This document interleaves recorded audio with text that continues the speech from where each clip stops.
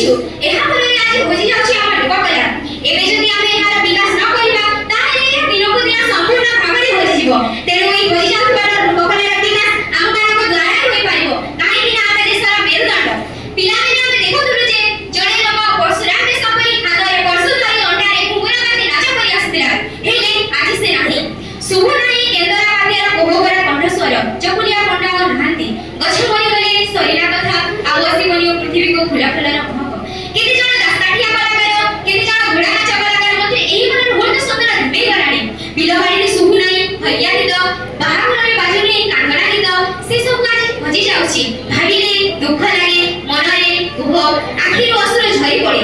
ଦିନ ଥିଲା ଆମ ଓଡ଼ିଶା ଆମ ଅକଲ, ଆମ ଲୋକମାନେ ସାରା ଓଡ଼ିଶା ସାରା ଦେଶ ବାହ ବାହ କରି ଆସୁଥିଲେ। ଏହି ପରିପ୍ରେକ୍ଷୀରେ ଗୋଟିଏ କବିତା ମନେ ପଡ଼େ। ଉତ୍କୃଷ୍ଟ କଳାର ଦିବ୍ୟ ଦେବାଲୟ, କଳାରେ ଉତ୍କର୍ଷେ ଯାର ପରିଚୟ, ସମାଜ ସଂସ୍କୃତି ଜାନିଯାତ୍ରା ନୀତି, କଳାରେ ସବୁଠୁ ଭବ୍ୟ ଉପସ୍ଥିତି, ସେହି ମୋ ଉତ୍କଳ ଜାନୁ କଳାମୟ, ସହର୍ବେ କହୁଛି ମୁଁ ଯେ ଉତ୍କଳୀୟ, ସହର୍ବେ କହୁଛି ମୁଁ ଯେ ଉତ୍କଳୀୟ। ଏଥିପାଇଁ କେତୋଟି କାମ କଲେ ଆମ ଏହି ହଜି ଯାଉଥିବା ଲୋକକଳା ବଞ୍ଚି ପାରିବ।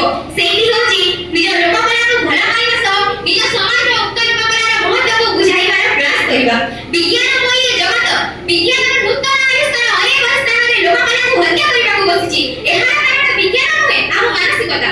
ଆମ ଏହି ଲୋକକଳା କେତେ ବିଜ୍ଞାନମୟ ତାହାକୁ ଆବିଷ୍କାର କରି ଲୋକଙ୍କ ପାଖରେ ପହଞ୍ଚାଇବାର ଚେଷ୍ଟା କରିବା।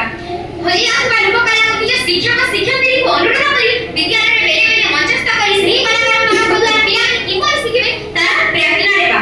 କେତେକ ଅପସଂସ୍କୃତ ଲୋକକଳା ତାର ମୌଳିକତା ନଷ୍ଟ କରୁଛି। ଏହି କ୍ଷେତ୍ରରେ ରାହୁଲ ମନୋବୃତ୍ତି ପୋଷଣ କରି ଯେ ଅପସଂସ୍କୃତ କଳାକାରର ଲୋକକଳାକୁ ଯେଉଁ ସୁଯୋଗ ଘୋଡ଼େଇ ରହିବ, ସେ ଘୋଡ଼େଇ ରଖିବା କଳାକାରମାନଙ୍କୁ ଦୂର କରିବା ପାଇଁ ପ୍ରୟାସ କରିବି।